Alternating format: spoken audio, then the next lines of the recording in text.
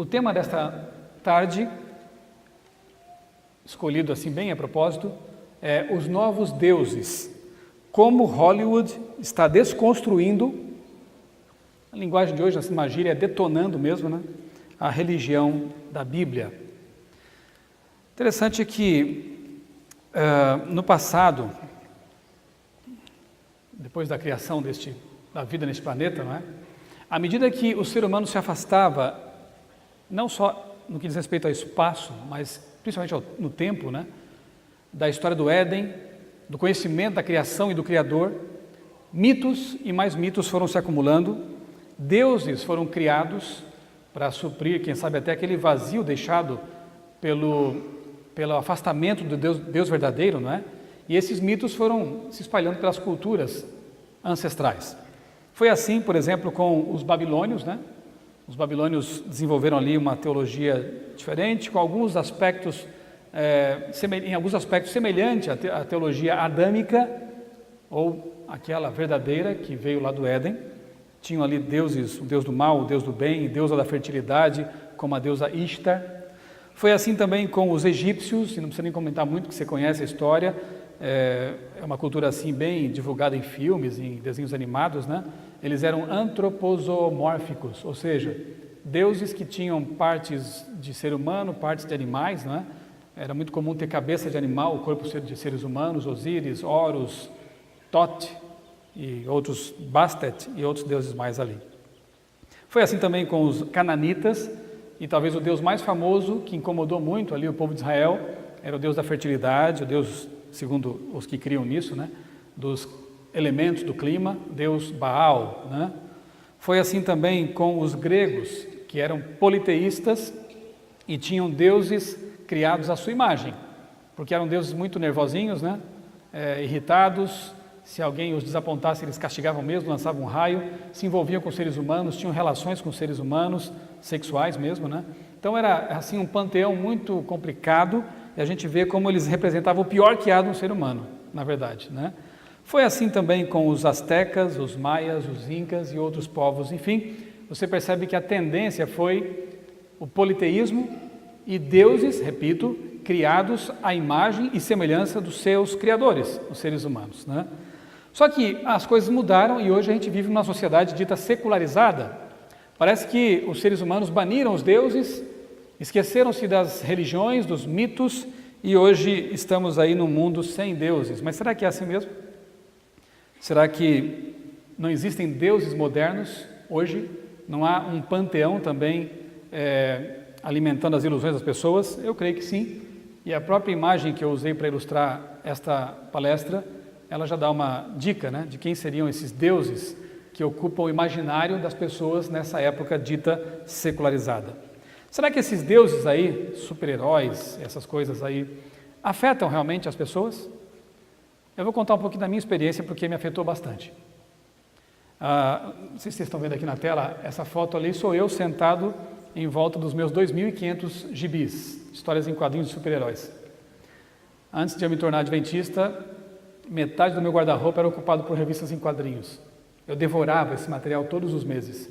Eu gastava a minha mesada inteira comprando na banca de jornal histórias em quadrinhos como X-Men, Superman, Hulk, Batman, Homem-Aranha, tudo isso aí. Eu tinha pelo menos 3 motivos que me faziam ler com voracidade esse material aí. Depois que eu me tornei adventista, eu me desfiz disso aí, realmente não tinha mais por que continuar nesse caminho aí, né?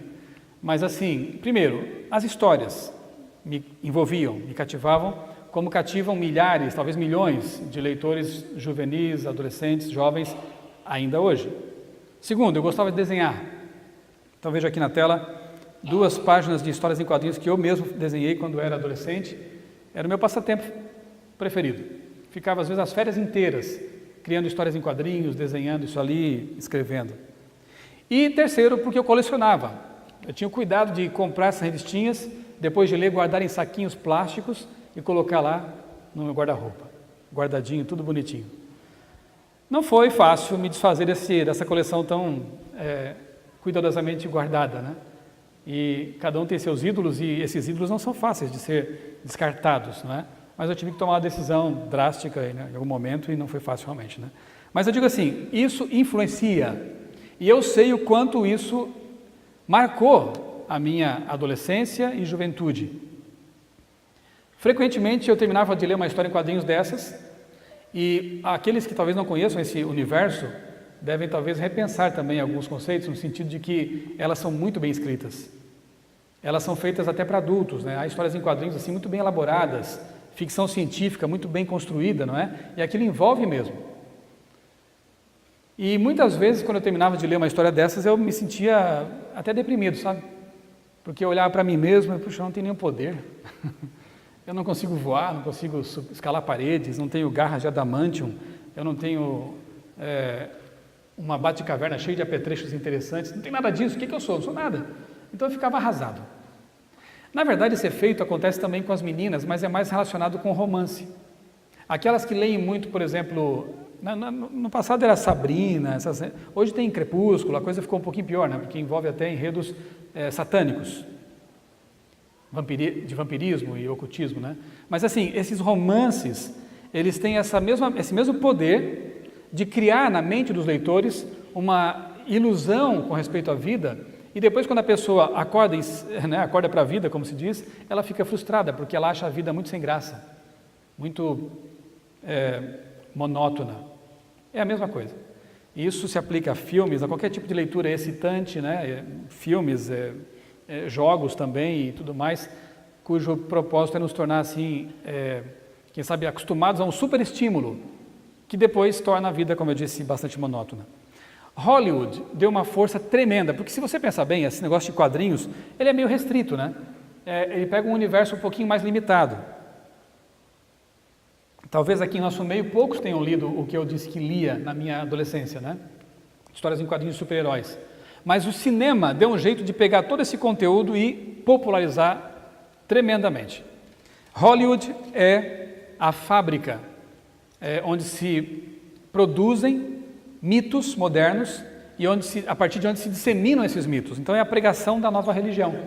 Veja só, o Eric Hobsbawm, que é um dos maiores pensadores aí do nosso tempo, ele diz o seguinte, que Hollywood praticamente monopolizou o mercado de cinema internacional. Não era assim no passado, né? Na verdade, os produtores de filmes que moravam ali por Nova York, eles com o tempo migraram para a costa oeste dos Estados Unidos, se estabelecendo ali nessa região de Hollywood. Por quê? Porque naquele tempo não tinha iluminação artificial, aqueles potentes refletores em estúdios, não é? Eles tinham que aproveitar mais a luz natural e ali na costa oeste você tem luz de sobra, né?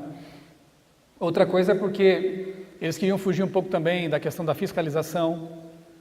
O Thomas Edison morava em Nova York e ele controlava quase todas as patentes de invenções, eles queriam fugir um pouco desse negócio de pagar direitos, naquele tempo também tinha isso, né? Então eles migraram para a costa oeste e ali se estabeleceram, em Hollywood. Então, quando se fala em Hollywood, praticamente é um sinônimo de produção cinematográfica, porque os maiores estúdios estão lá naquela cidade, naquela região ali, ok? Por isso que eu foco aqui também em Hollywood, porque sem dúvida ela é a máquina, né, de produção ideológica atualmente. Tem também lá na Índia alguma coisa, tem no Brasil também produção de cinema, né, mas nada se compara à tremenda indústria hollywoodiana. Um tempo atrás, na revista Sinais dos Tempos, Gary Krause, ele escreveu um artigo interessante sobre cinema e disse o seguinte: Hollywood adotou a religião de maneira errada. Não é cristianismo, budismo, hinduísmo, judaísmo ou islamismo. É uma mistura de elementos daqui e dali. Um pouco de reencarnação, uma pitada de espiritismo, um toque de ocultismo, uma insinuação de Bíblia, uma boa dose de misticismo oriental, uma grande proporção de filosofia de autoajuda e sinta-se bem. Tudo isso é combinado em pacotes de filmes altamente emocionais e populares. E Hollywood está pregando a sua religião com mais energia do que muitas igrejas pregam a religião delas. É ou não é verdade? Se você fosse parar agora para analisar quem é que formata mais os seus pensamentos, você diria que é a igreja, é a Bíblia ou é o cinema? Ou são os filmes? Com respeito à nossa juventude, o que podemos dizer, né? É uma análise que deve ser feita, sem dúvida nenhuma, e eu vou tocar mais nesse ponto à medida que for expondo aqui. Então, quais são as doutrinas principais? São várias, mas quais são as principais que são difundidas por meio dessa fábrica de ideologias? Eu selecionei aqui pelo menos 3. Existem outras, né? Mas principalmente, olha ali, o espiritismo tomou conta das produções de Hollywood, o evolucionismo e o secularismo. Querem ver? Olha aí. Da década de 90 para cá, foi uma explosão, né? Década de 90, ali com o filme Ghost, do outro lado da vida, né? A propósito, foi o último filme que eu assisti no cinema antes de me tornar adventista. Que escolha que eu fiz, né? E o curioso é o seguinte, né? Eu saí do cinema chorando, emocionado. Mas eu já sabia que os mortos estão dormindo no pó da terra, que a ressurreição é só na volta de Jesus. Por que será que eu saí emocionado sabendo que era tudo mentira? Porque os filmes têm esse poder mesmo, de manipular as emoções a despeito da sua razão. É por isso que eu costumo denunciar, quando eu posso, a tal da prepotência cristã ou adventista, né? Daquele que vai à locadora, pega qualquer filme e pensa assim, eu conheço a verdade, eu não vou ser afetado. Eva conhecia a verdade muito mais do que você. E tinha muito mais inteligência que vocês todos juntos. Não é verdade? A mente dela estava fresquinha, mas ela caiu nessa prepotência. Lúcifer, então, nem se fala. Tinha uma sabedoria tremenda, né? Mas ele também ousou confiar em si mesmo, achando que ele podia lidar com todos os problemas, né? Com a tentação, com o pecado. Eu conheço a verdade, eu não vou cair. Esse é o maior perigo. E o diabo é muito sutil com aqueles que conhecem mais da verdade, né? E prova disso é isso aí. Eu conhecia a verdade já, não era batizado ainda, e fiquei emocionado, fui tocado por esse filme, embora eu soubesse que era tudo ilusão. E quando as coisas são muito emocionais, aí é que está o perigo. Porque essas memórias ficam mais internalizadas na gente do que quando é uma coisa meramente racional. E os filmes têm esse conteúdo sempre emocional. Depois de Ghost vieram muitas outras produções, séries, né, como esta aqui, ó, e nem escondem mais o conteúdo, né? O próprio título já diz tudo. Medium, Ghost Whisper, sussurros do além, dos fantasmas, né, dos espíritos. Sobrenatural, precisa dizer mais alguma coisa? No Brasil, houve uma explosão também de filmes celebrando aí o Chico Xavier, o maior médium de todos os tempos, depois de Allan Kardec. Por exemplo, o filme Nosso Lar. A história do próprio Chico Xavier foi aos cinemas e foi assistida por milhões de pessoas. Olha que coisa. E no que diz respeito ao evolucionismo, né? Uma série de filmes que veio dos quadrinhos X-Men. O primeiro filme começa com a palavra Evolution. Qual é a explicação para os poderes desses personagens aí? Eles vieram do espaço? Não. Eles foram picados por uma aranha radioativa? Também não. Eles são o próximo passo da evolução humana. Essa é a explicação.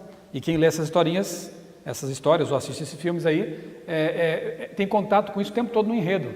Eles são os Homo Superior. Olha que coisa, hein? Você é Homo Sapiens apenas. Eles são os Homo Superior, ou a humanidade superior. E nós não somos nada, né? Ficamos para trás. Evolucionismo puro, de ponta a ponta. E temas curiosamente bíblicos e até escatológicos. Veja só, nas histórias dos X-Men, você encontra ali leis, decretos, perseguições de pessoas diferentes, por sentinelas, e um dos títulos, né, veja só alguns títulos: Complexo de Messias, título de uma história em quadrinhos, Dias de um Futuro Esquecido, A Era do Apocalipse. Aliás, Apocalipse ali, nas histórias de quadrinhos dos X-Men, é o pior inimigo deles, quando a gente sabe que Apocalipse é a revelação de Jesus Cristo, né? Então você vê a distorção de temas bíblicos e, na verdade, como a gente vai perceber mais adiante, muito tema bíblico se mesclando com histórias em quadrinhos atualmente, é uma coisa interessante. Último filme do Wolverine, título Imortal. E você sabe que o Wolverine é quase que um anti-herói, né? Ele bate em todo mundo, ele bebe, ele fuma. Ele pode fumar porque ele tem um fator de cura, então ele fuma, não pega doença, né? Mas está estimulando os outros que não têm fator de cura a fumar. E se justifica dizendo, é o meu temperamento, é tipo aquela história, eu nasci assim. Você não vê ele buscando aconselhamento aqui, né, para mudar o temperamento, né, aqui na pós-graduação da FAD de Minas. Ele podia fazer isso aí, mas não. Tá bom assim, eu vou ficar assim mesmo. Impaciente, arrogante e violento. Imortal. Lá em Timóteo 6,16 a gente lê que unicamente um é imortal. Quem? Deus. Só ele. Mas esse personagem posa de imortal. Alguns estudiosos também têm apontado o ato de ir ao cinema como um ritual muito semelhante ao ato de ir à igreja. Isso é interessante. E se a gente for comparar, existem alguns aspectos muito semelhantes mesmo, né? Por exemplo, As pessoas que vão ao cinema, elas têm todo um ritual de se preparar, de colocar roupas bonitas, não é? De se embelezar para ir a um local especial. Segundo ponto, elas pagam também o dízimo, quer dizer, o ingresso, né? Para manter aquela indústria funcionando. Terceiro, é uma reunião com pessoas diferentes no mesmo local, que vêm de vários lugares e ali se reúnem. 4, elas ali têm contato com ideologias, com doutrinas, e muitas vezes são convencidas dessas doutrinas. 5, existe, como eu já mencionei e experimentei, manipulação das emoções, como acontece em muitos cultos também. E 6, há uma satisfação do desejo de adoração. Inclusive os astros são chamados de ídolos também, né? Ídolos do cinema. Pessoas que vão ao cinema acabam perdendo a vontade de ir à igreja, porque lá, aquilo que Deus criou para ser satisfeito naquele ambiente, acaba sendo satisfeito no outro ambiente, e elas então se sentem supridas por um alimento que não alimenta a alma, na verdade, né? É algo interessante, se você puder um dia aprofundar os seus estudos a respeito dessa questão do ritual do cinema e sua semelhança com o culto, você vai perceber que há realmente aí bastante semelhança, né?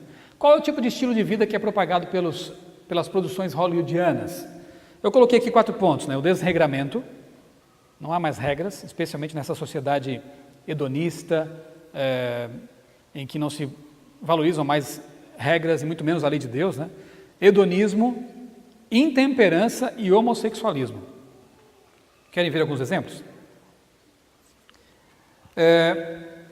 Uma pesquisa apontou que a exposição ao álcool, o cigarro até que está sendo mais policiado atualmente, né? Mas ainda aparece bastante. Mas o álcool não, é droga lícita, né? Então a exposição ao álcool, isso quem demonstrou foi uma pesquisadora da Faculdade de Medicina de Dartmouth, lá nos Estados Unidos. Exposição ao álcool no cinema foi responsável por 28% do início do consumo de álcool entre os jovens. 28, 1/3 daqueles que consomem álcool, começaram a consumir álcool, devem isso à exposição dos filmes, né, nos filmes do consumo de álcool. E mais de 60% dos filmes de Hollywood exibem álcool de alguma forma. O que você acha? Influencia ou não influencia? E o que dizer então do tabagismo? Quantos personagens aparecem ali glamorizando a fumaça, né? O cigarro, o charuto e por aí, e assim vai, né? Isso não tem influência também? Se o álcool influencia? E no que diz respeito à questão do desregramento, né? E do comportamento sexual irresponsável, por exemplo, um dos filmes recentes tinha como título Sexo Sem Compromisso, uma comédia romântica. Olha que bonito. E o que dizer da série estrondosa 50 Tons de Cinza, né? Olha só, James E.L. James, que é a autora desses livros, dessa trilogia ou quadrilogia, não lembro agora, era uma autora obscura, ninguém conhecia, uma dona de casa, e de repente ela explodiu no mercado editorial, vendendo milhões de livros que tratam de pornografia, como diz a mídia, né, para mulheres donas de casa. Na verdade é sadomasoquismo, distorção da sexualidade. Ela lucrou 95 milhões de dólares entre junho de 2012 e junho de 2013. Em um ano, ela embolsou 95 milhões de dólares com livros. Isso não é fácil hoje em dia, né? Eu trabalho numa editora e eu sei o quanto é difícil você vender 100 mil exemplares de um livro. Quem vende 10 mil fica feliz já, né, com esse resultado. E, no entanto, ela vendeu 70 milhões de cópias em apenas 8 meses. Vou repetir. 70 milhões de livros em 8 meses. Isso é mais do que os livros missionários que a gente espalha pelo Brasil quase, né? Realmente é uma coisa espantosa. E claro, foi para a tela de cinema. Do que trata? Sexo distorcido, sadomasoquismo. E vai tornar esse tipo de coisa, na mente de muitos, normal. Como outras coisas já viraram normais devido à pregação insistente. Nas novelas a gente vê esse tipo de coisa, né? O que era antes tido como absurdo, hoje é normal. Senhoras, donas de casa aceitam. Por quê? Repetição de um engano acaba fazendo com que ele pareça uma verdade. Como já dizia Joseph Goebbels, né? Uma mentira repetida 1000 vezes torna-se uma verdade. Foi ao cinema também ano passado um filme chamado Ted, que trazia um ursinho de pelúcia bonitinho. Parece até coisa para criança, mas não se engane. O deputado Protógenes Queiroz foi assistir ao filme com o filho de 16 anos e voltou revoltado para casa. E ele então fez uma proposta de que o filme fosse suspenso, censurado e cancelado. Porque, segundo ele, quem consome estimula, né, mostra que quem consome drogas não trabalha e não estuda é feliz. E no filme há consumo de drogas, há alusões ao sexo, né, e tudo mais, mesmo tendo esse ursinho de pelúcia aí, que fuma também, inclusive, o tempo todo. Só que o deputado não conseguiu fazer o que ele queria e, ironicamente, depois que ele tentou impedir a exibição do filme, as bilheterias brasileiras explodiram. Todo mundo foi assistir. Foi efeito contrário, infelizmente, né? Cigarro, álcool, alusões a sexo tomam conta desse filme aí. Olha só isso aqui, né? A gente não precisa nem assistir, né? Basta ver o cartaz, né? E nem deve, né? A filha do meu melhor amigo. A filha do meu melhor amigo. E no cartaz aparece ali então duas famílias, e no meio está o pai de uma das famílias e a filha da outra família de mãozinhas dadas. É ali o close para você perceber, né? Isso é pedofilia, na verdade, né? Quase. E em cima a chamada assim, ó, depois do título, né? Sexo, traição e escândalo. Sinta-se em casa. Comédia. Mas uma comédiazinha de vez em quando, né? Olha aqui, o que eles estão usando para fazer comédia atualmente, né? Baixaria pura. O que dizer dos super-heróis, né? Na verdade, há autores que pesquisam esse tópico aí e consideram então os super-heróis como os novos deuses, de quem eu tirei então emprestado o título dessa palestra, os novos deuses. E como eu disse, né, o cinema fez com que eles agora explodissem nas telas e trouxessem temáticas importadas dos gibis, né, religiosas. Olha alguns exemplos aqui. Uma história em quadrinhos, uma minissérie do Batman com o título O Messias. Quem é o Messias ali? O Batman. Uma série que fez um tremendo sucesso e até, segundo estudiosos, remodelou a história das histórias em quadrinhos no mundo, ilustrada por Alex Ross, a quem vou me referir daqui a pouco, um pouco mais, com o título Kingdom Come. O que quer dizer isso? De onde vem essa frase aí? Do Pai Nosso. Venha o teu reino. Mas quem que vem lá com as nuvens, com o sol brilhando atrás dele? O Superman e seus amigos super-heróis. Venha o teu reino. Quem vem? Os deuses da mitologia moderna. Agora não é mais Osíris, nem Ishtar, nem Zeus. Os deuses que ocupam o panteão atual do mundo dito secularizado são esses aí, das histórias de quadrinhos e também do cinema. Alguns outros exemplos, ilustrados também por esse tal de Alex Ross, que foi um revolucionário das histórias em quadrinhos. Shazam, lembra dele? Capitão Marvel. Ele voltou com tudo agora, né? Remodelado, repaginado. E o título da história que deu impulso à carreira dele, nas histórias de quadrinhos, é O Poder da Esperança. O Poder da Esperança. Sabia que Shazam é um acróstico, né? As letrinhas querem dizer Salomão, Hércules, Atlas, Zeus, Aquiles e Mercúrio. E ele toma emprestado várias características desses mitos. Só que tem um ali que não é mito. Quem é? Salomão. Coloca Salomão junto com Hércules, com Mercúrio, com Zeus e Atlas, mitologizando tudo. Olha que coisa, né? Outra história em quadrinhos de uma personagem que é a mulher mais famosa dos quadrinhos, né? A Mulher Maravilha, o Espírito da Verdade. Perceberam o anterior? Esperança. Agora, verdade. A Mulher Maravilha, ela foi criada em 1941, mais ou menos na mesma época que o Superman também é criado. Foi uma época assim bem fervilhante, por um psicólogo chamado William Moulton Marston, que também era feminista. Olha que interessante. Embaixadora das Amazonas, da ilha Paraíso, ou Temícera, ela foi enviada ao mundo humano para propagar a paz. Essa era a missão dela, mas vive batendo todo mundo, né?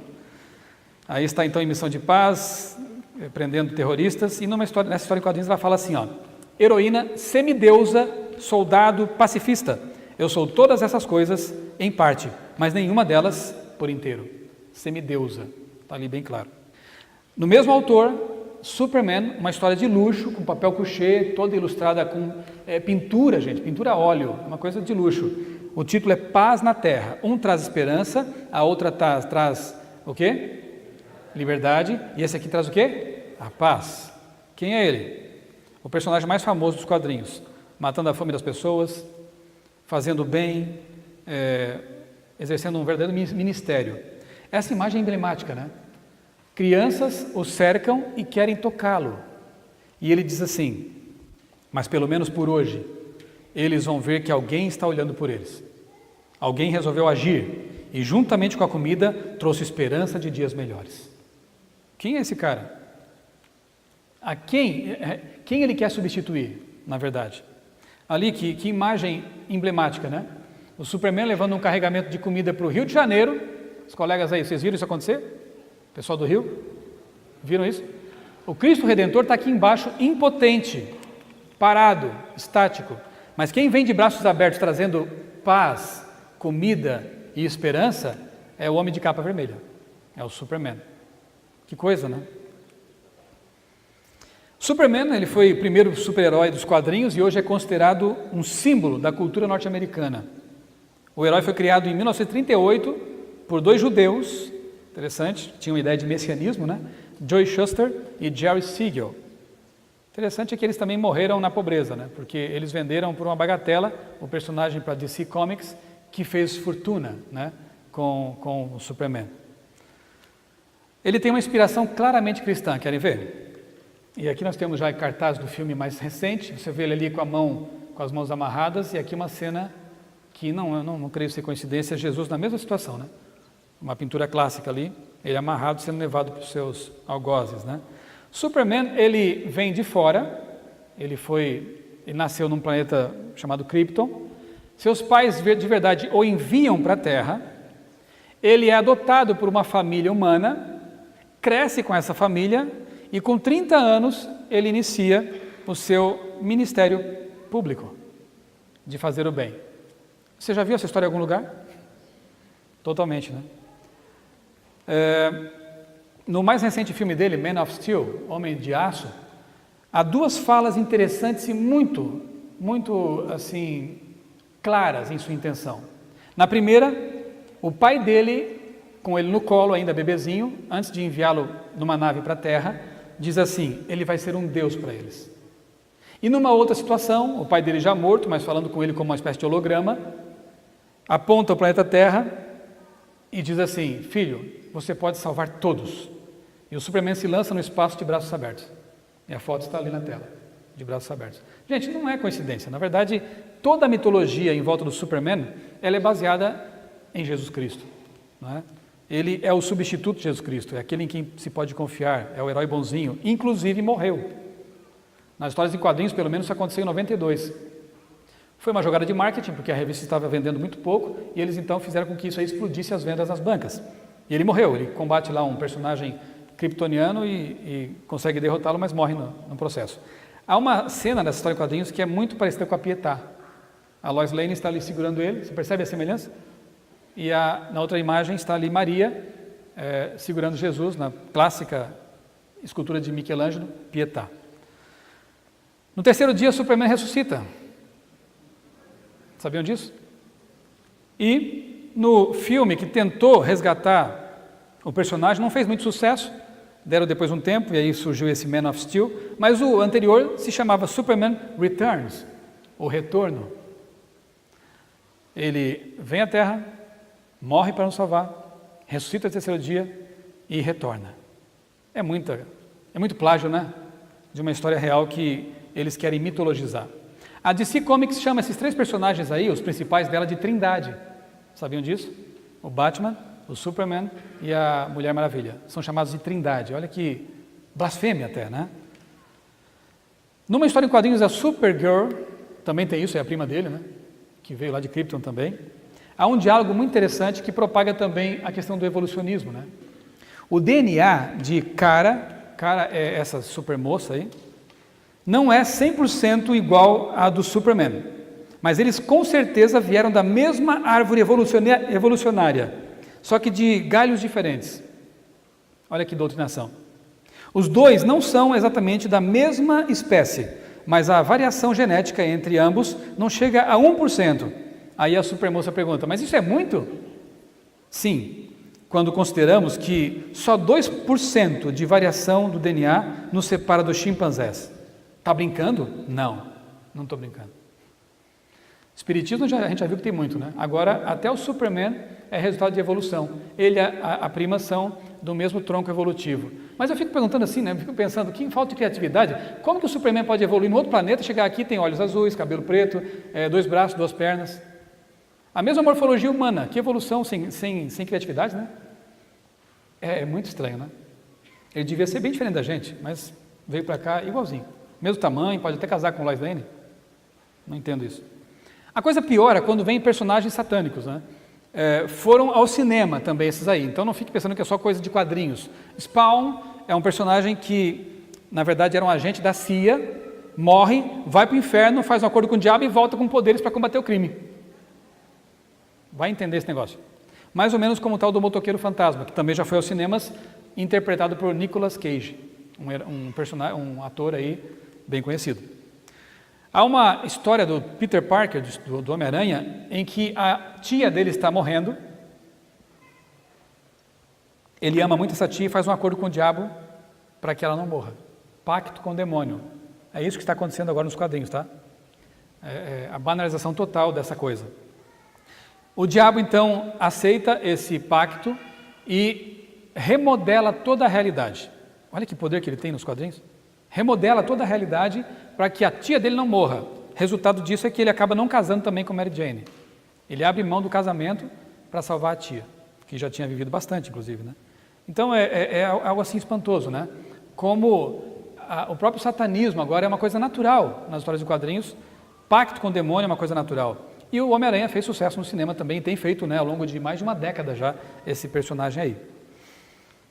Watchmen, por que eu menciono aqui? Porque foi uma história em quadrinhos também que nos anos 80, ela revolucionou o mercado editorial de quadrinhos. Baseado numa graphic novel, o filme foi lançado em 2009. Graphic novel é um romance visual, ou seja, história em quadrinhos para adulto, todo um requinte, bem ilustrada, bem escrita e tal. Sendo considerada um clássico dos quadrinhos adultos. Ela se passa nos Estados Unidos, de 85, durante a Guerra Fria. Olha o que o produtor, o Zack Snyder, disse a respeito dessa história que foi para o cinema e fez um grande sucesso. Permanece a ideia do inimigo em comum nas duas superpotências que estão na iminência de uma guerra nuclear. Claro, Rússia e Estados Unidos. E que acabará com o planeta. Esse inimigo, nos quadrinhos, era um alienígena. No filme, ele adaptou. Olha o que ele fez. Esse inimigo, sendo Deus, me pareceu uma ideia boa demais para ignorar. Deus nos traiu. Adoro isso. Gente, que tristeza. Pelo menos os quadrinhos, ainda o inimigo comum da Rússia e dos Estados Unidos era um alienígena. Agora ele achou mais interessante colocar Deus como inimigo das duas potências para que elas se matem. E milhões estão assistindo isso.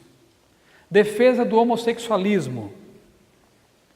É bom que se diga que há muitos homossexuais que lutam sinceramente contra isso e devem ser aconselhados, devem ser amados, né? E devem ser acolhidos. Mas a militância gay não pode ser apoiada, porque eles querem impor um estilo de vida às demais pessoas, não é? E nos quadrinhos isso também está acontecendo. Veja, história em quadrinhos dos X-Men, aparece ali dois personagens superpoderosos se casando. E estranhamente escolheram para ser o padre, ou pastor, o oficiante do casamento, um personagem chamado Beast, que é o fera, ou besta. Aí já é brincadeira demais, né? A besta está fazendo o casamento de dois homossexuais. Cada um faz o que quer da sua vida, né? Agora, chamar isso de casamento, talvez alguns não possam concordar com isso, os cristãos especialmente, porque casamento é uma instituição que envolve a união sagrada entre um homem e uma mulher, numa relação de fidelidade monogâmica e heterossexual. E união estável, coisa parecida, até vá, né?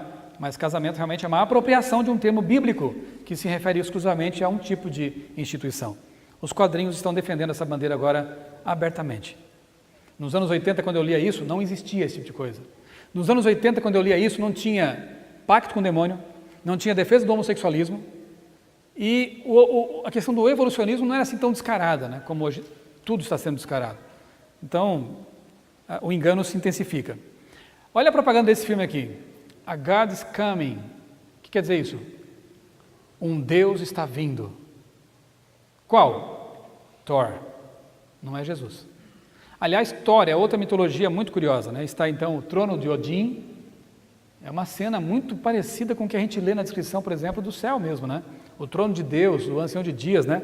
Lá está Odin, o pai dos deuses nórdicos. Aqui está Thor. Aqui estão outros asgardianos, né? E a história desses personagens é muito curiosa. Distorce na verdade, é a história bíblica. Se o Superman se aproxima muito, aqui é uma distorção. Como? Veja só, Odin é o pai dos deuses. Thor é o filho unigênito, primogênito de Odin. E Loki é o deus do mal, é um filho adotado, não é um filho real de Odin. Na história, não sei se na mitologia é assim, mas na história em quadrinhos e nos cinemas, Loki consegue enganar Odin e faz com que Thor seja expulso do céu, e não ele. Quem você acha que inspirou essa trama, né? Quem queria expulsar Jesus do céu e ficar no trono, na verdade? Satanás não conseguiu fazer isso, mas no filme ele faz. Ele expulsa o filho do pai dos deuses e fica ali na boa. Até ser descoberta a trama e o engano dele e tudo mais. Aí o filho de Odin, Thor, tem que provar que é digno de poder voltar para o céu. Que coisa mais estranha. O cenário, né, de Asgard é muito assim, celestial mesmo, né? E passa essa ideia realmente de que os deuses moram lá e assim por diante. O ator que fez o papel de Loki nos cinemas, o Tom Hiddleston, disse algo numa entrevista muito interessante e revelador. Olha só. Os filmes de super-heróis oferecem uma mitologia moderna, compartilhada e destituída de religião. Ele captou a coisa. Eu vou repetir. Os filmes de super-heróis, que estão explodindo aí, né, ano após ano, oferecem uma mitologia moderna aos novos deuses, compartilhada por todo mundo e destituída de religião. Baniram a religião, por meio da qual as verdades podem ser exploradas. Em nossa sociedade cada vez mais secular, com tantos deuses e crenças diferentes, os filmes de super-heróis apresentam um retrato único em que nossas esperanças, nossos sonhos e pesadelos apocalípticos compartilhados podem ser projetados. Isso é muito revelador. Ele captou bem a intenção. Há um livro em português, eu não encontrei a capa em português, coloquei ali mesmo a capa em inglês, cujo título é Nossos Deuses São Super-Heróis.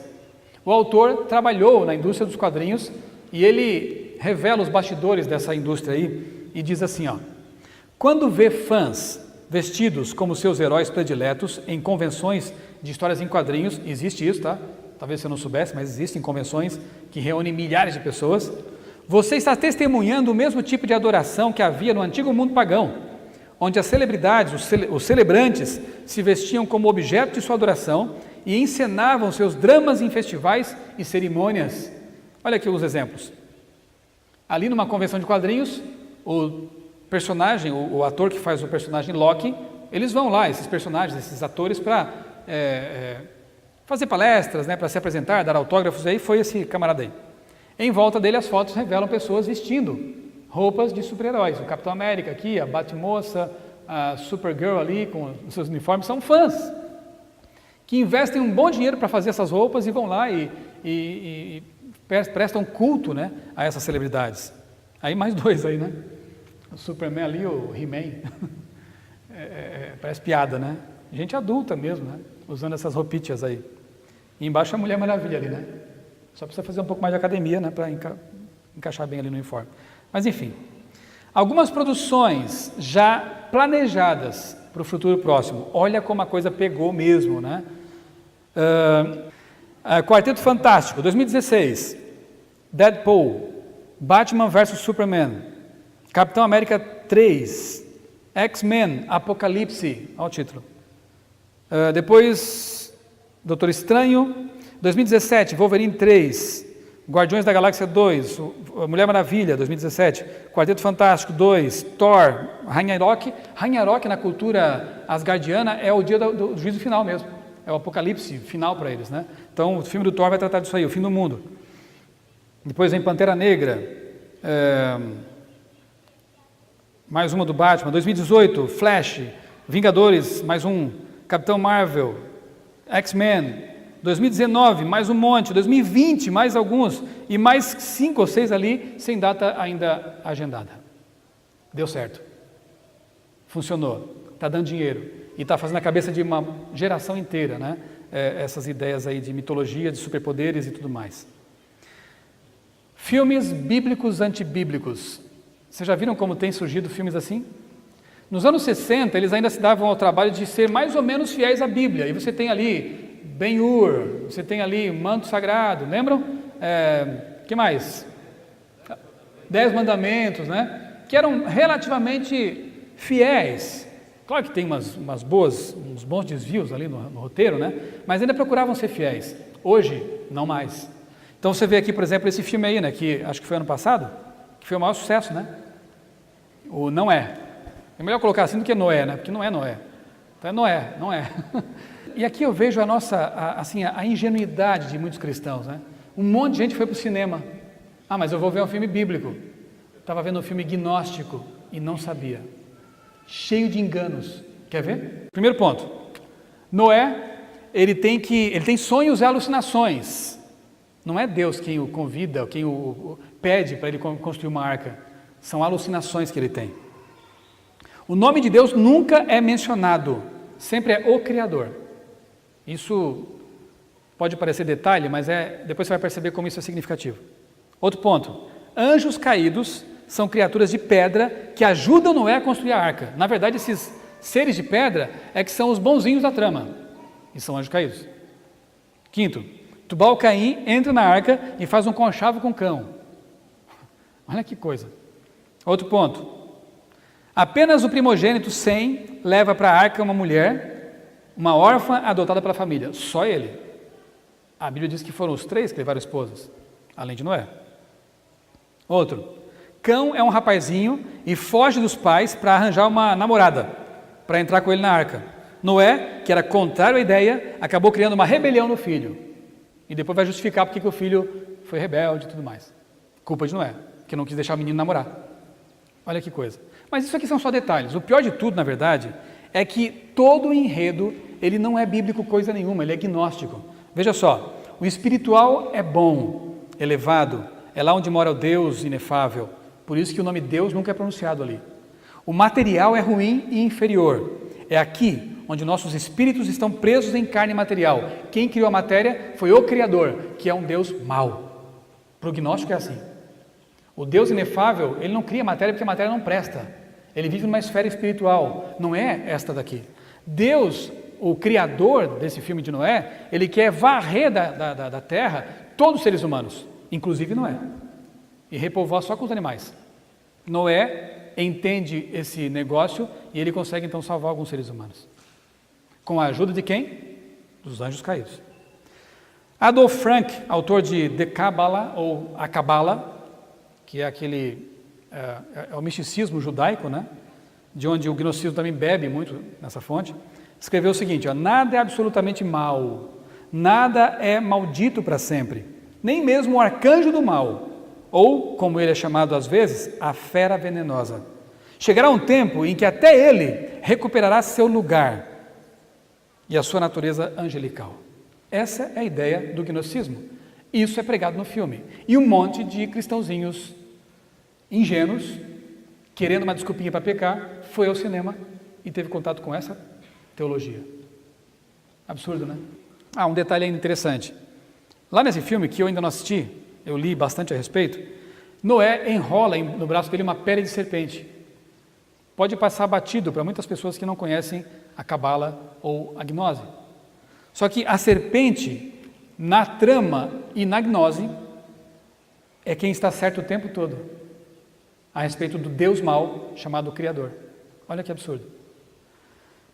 O Criador da matéria, na verdade, a quem eles adoram, está retendo para si algo que a serpente poderia lhes proporcionar, nada menos que a própria divindade.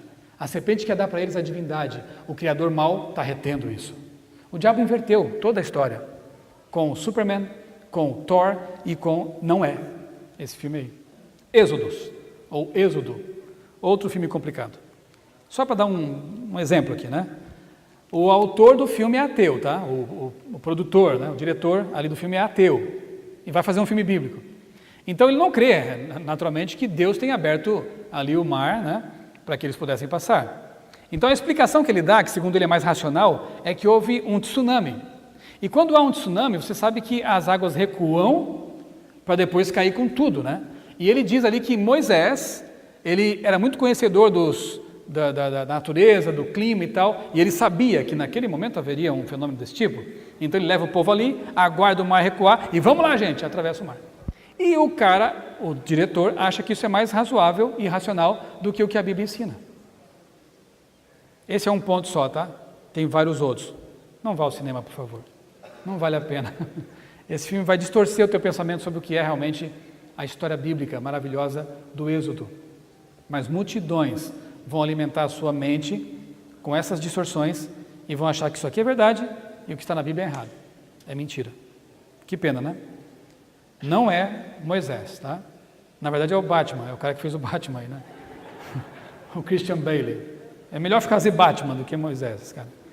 Deixados para trás. Você conhece a trama, né? Já foi feito uma série de filmes, mas assim, filme B, né? Agora o Nicolas Cage, que fez o Motoqueiro Fantasma, vai ser o personagem principal dessa trama de arrebatamento secreto. A gente sabe que não existe evidência bíblica nenhuma, né? Para essa ideia de arrebatamento secreto, de uma vinda invisível de Cristo, né? Mas multidões que já leram esse livro do Tim LaHaye, né? E outras agora que vão aos cinemas vão ter essa ideia errada de que, na verdade, Cristo vem secretamente para um grupinho aí e os arrebata secretamente. Que triste, né? Hollywood dando sua contribuição para essa mentira. 2012, quanto estradalhaço foi feito nessa época, né? E o mundo não acabou de novo. Que coisa chata, nunca acaba. Ou então alguns dizem assim, o mundo acabou em 2012 e eu estava lá. Eu estive lá. Acabou nada. Mas o filme também é emblemático, porque é apocalíptico, né?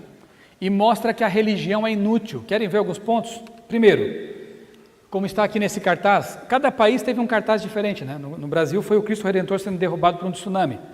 Nos Estados Unidos foi a Estátua da Liberdade. Em cada país teve um ícone assim que foi derrubado. Então, Cristo Redentor é derrubado por um tsunami, ou seja, simbolicamente estão dizendo, Jesus não serve para nada nessas horas. 2, a cúpula da Basílica de São Pedro, no Vaticano, ela é desmoronada, ela desmorona e cai sobre fiéis que estavam rezando. Mais uma indicação de que religião não serve para nada. 3, rachaduras no teto da Capela Sistina separam.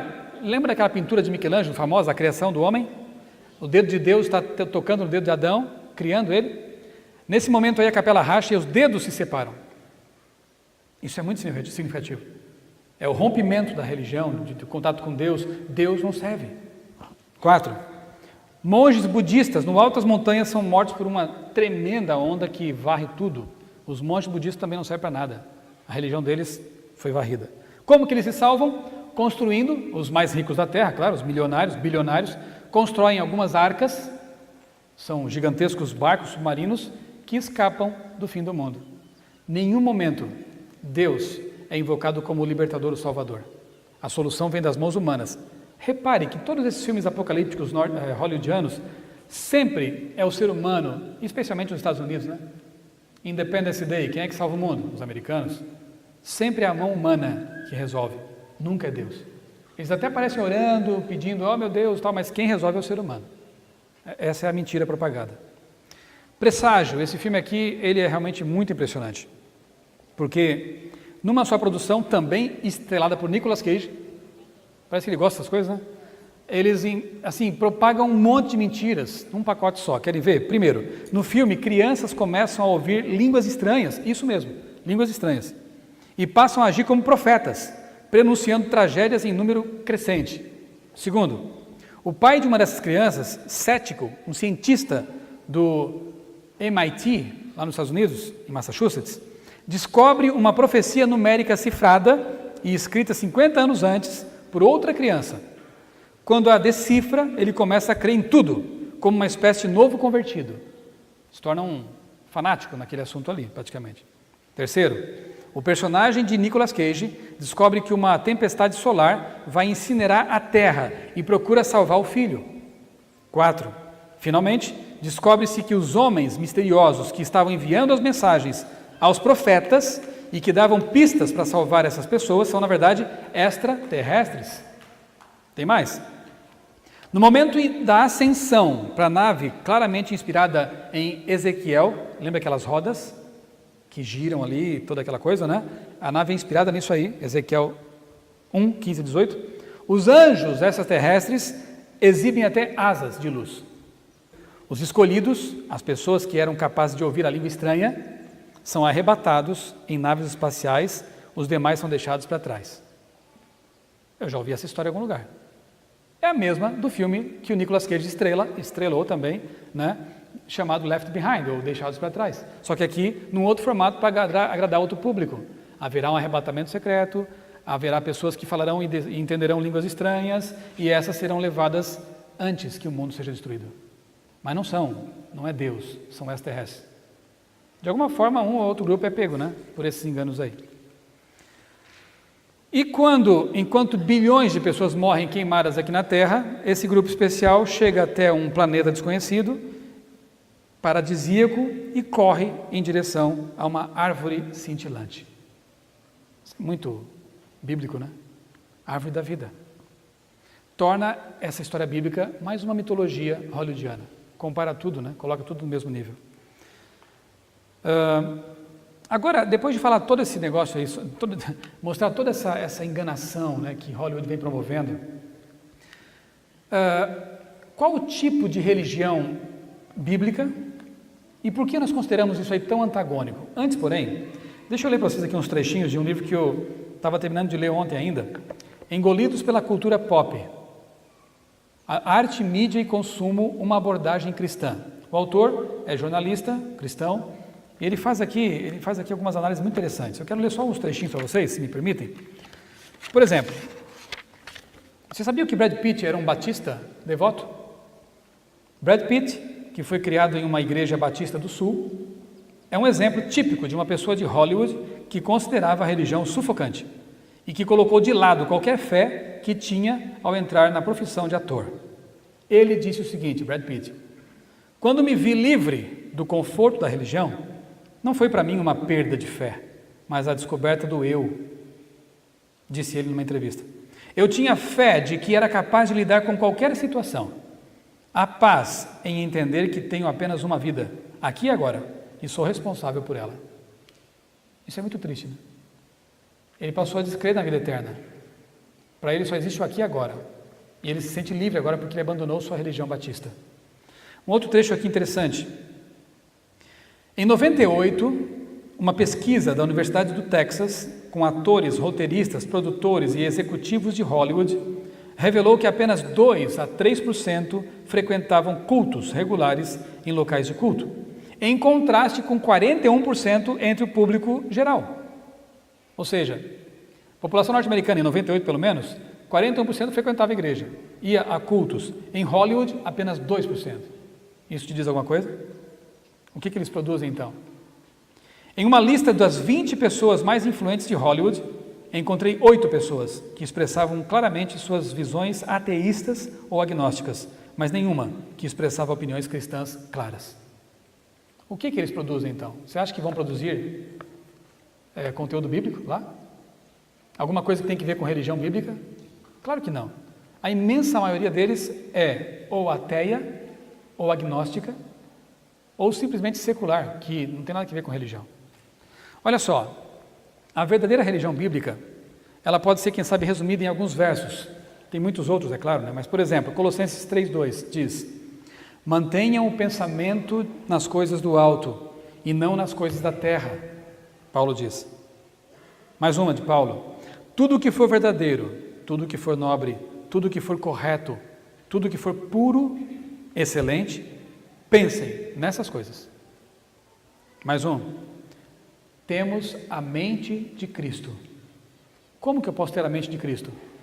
Tendo contato com o quê? Óbvio, com Cristo. Por meio de quê?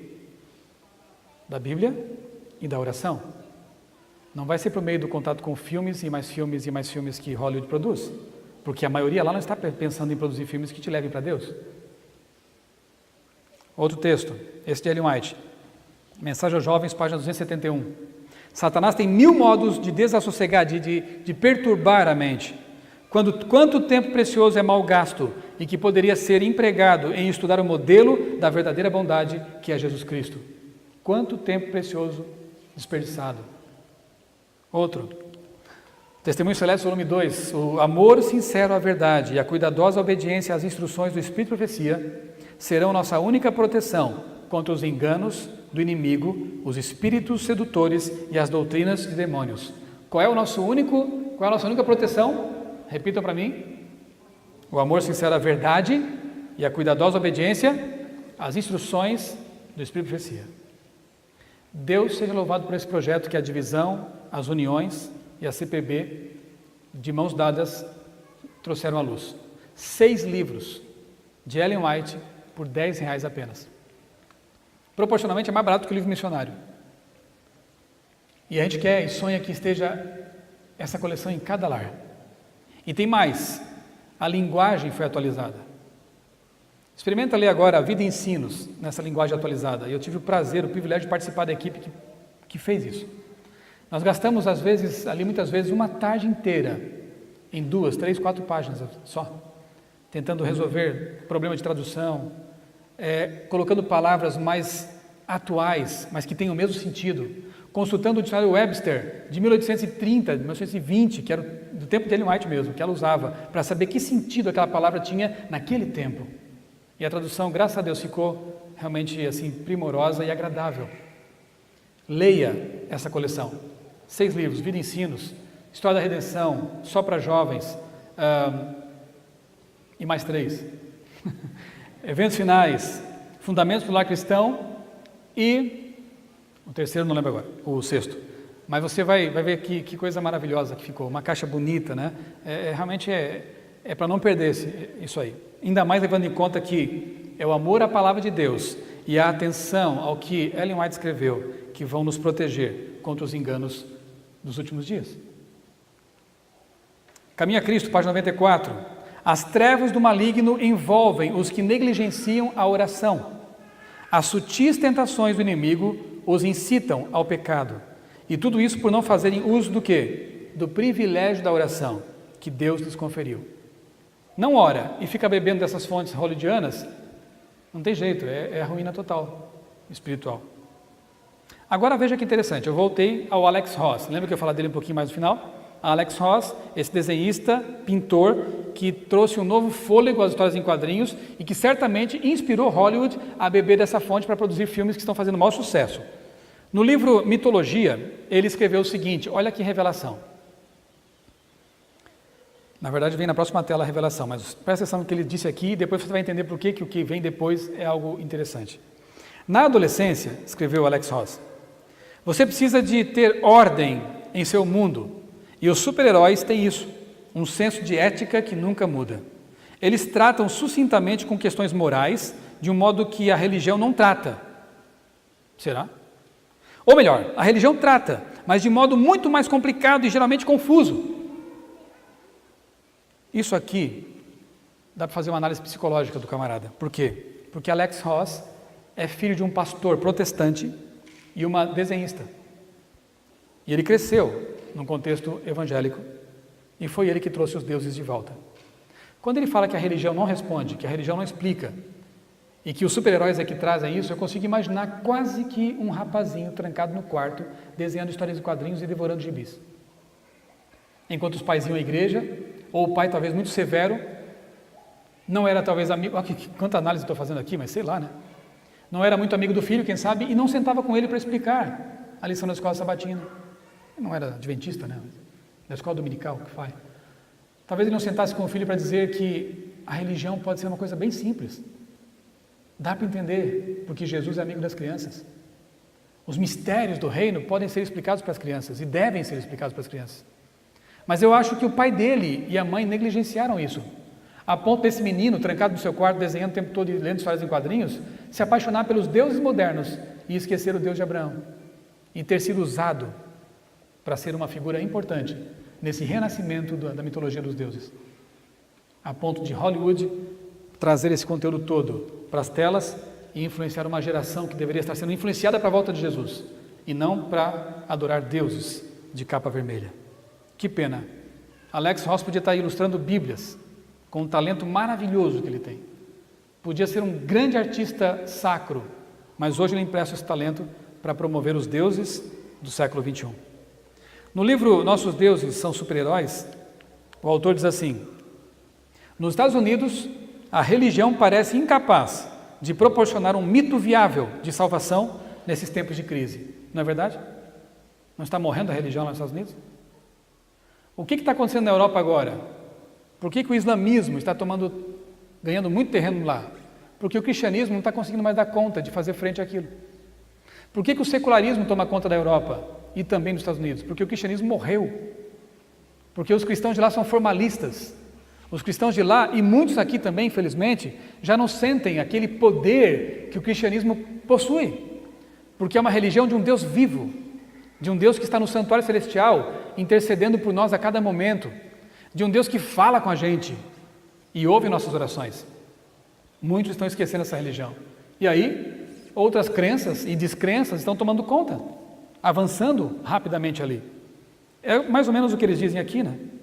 Muitas das denominações tornaram-se pouco mais do que movimentos políticos, mal disfarçados, interessados apenas em dinheiro e poder. Vai dizer que não é verdade isso? Por outro lado, nossa cultura popular, secular e exangue, ou seja, sem sangue, fraca, raquítica, não tem mais espaço para o encantamento. Não é de surpreender, portanto, que filmes como Harry Potter, Guerra nas Estrelas, X-Men tenham aparecido para ocupar essa lacuna. O vazio deixado pela religião, que deveria estar alimentando o nosso desejo de adoração, de buscar aquele que é superior a nós, de proteção, esse vazio está sendo ocupado por outras coisas, outros deuses. Mais ainda, os super-heróis, diz aqui o autor, proporcionam uma fuga. Mas fuga de quê? E para onde? Da mediocridade entorpecente da maior parte da vida moderna. O mesmo impulso movimenta a crescente popularidade do Halloween. Olha que interessante. Entre adultos, as pessoas querem entrar no mundo mítico e tornarem-se outra pessoa, tentando se esquecer de seus problemas cotidianos. A substituição da verdadeira religião por uma mitologia que não satisfaz. E por isso eles buscam cada vez mais e mais, tentando ocupar esse vazio que não é ocupado. Leia comigo 2 Coríntios 11, verso 3, por favor. O que receio e quero evitar é que, assim como a serpente enganou Eva com astúcia, a mente de vocês seja corrompida e se desvie de sua sincera e pura devoção a Cristo. Resume tudo o que eu falei até agora. O que satisfaz o nosso vazio do coração e da mente? A sincera e pura devoção a quem? A Cristo. Somente adorando o Deus verdadeiro você será feliz. Você não se sentirá mais frustrado porque você não voa, porque um dia você vai voar. Você não se sentirá mais frustrado porque você não tem poderes, porque um dia você vai ter lá no céu capacidades tremendas. Agora não pode ter. Porque você, imagina você é um super-homem com pecado. O que você faria? Você já faz coisas horríveis, eu também, sem poderes, imagina com poderes. Que bom que Deus nos limitou em tempo de vida e em capacidades. Porque eu quero mais é ter plenas capacidades e imortalidade naquela vida, não aqui. Mas o que me faz sentir contente na espera?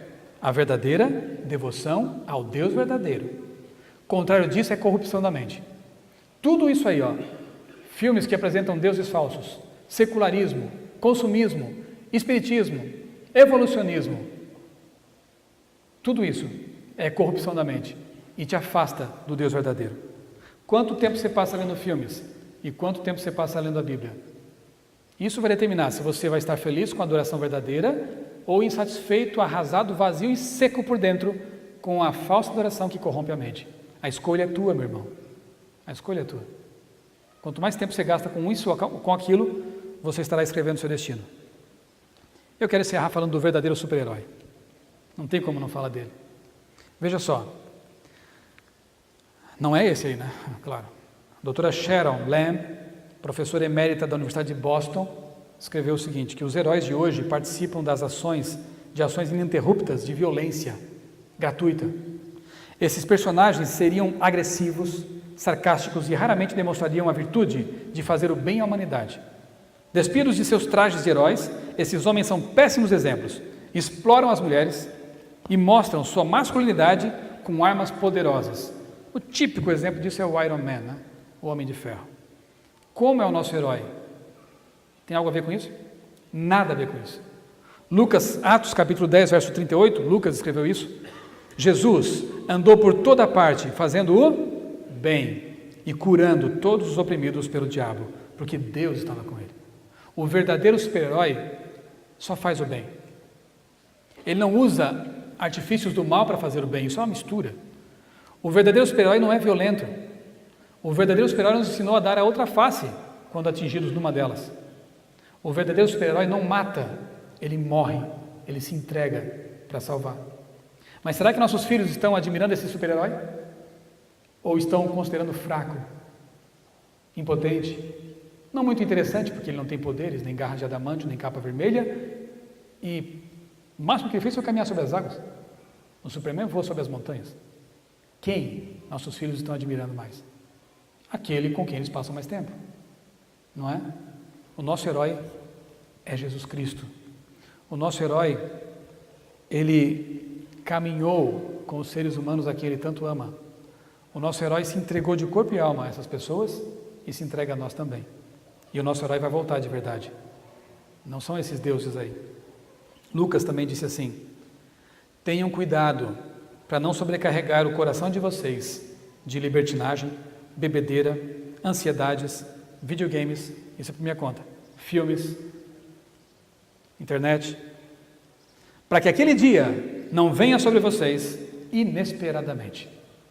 Aqueles que estiverem vigiando, em contato constante com o super-herói verdadeiro, estarão preparados. Aqueles que estiverem distraídos pelas mitologias modernas, infelizmente, serão pegos desprevenidos. Que Deus nos ajude a estar atentos e adorando o verdadeiro Deus que merece toda a adoração. É o meu desejo. Amém.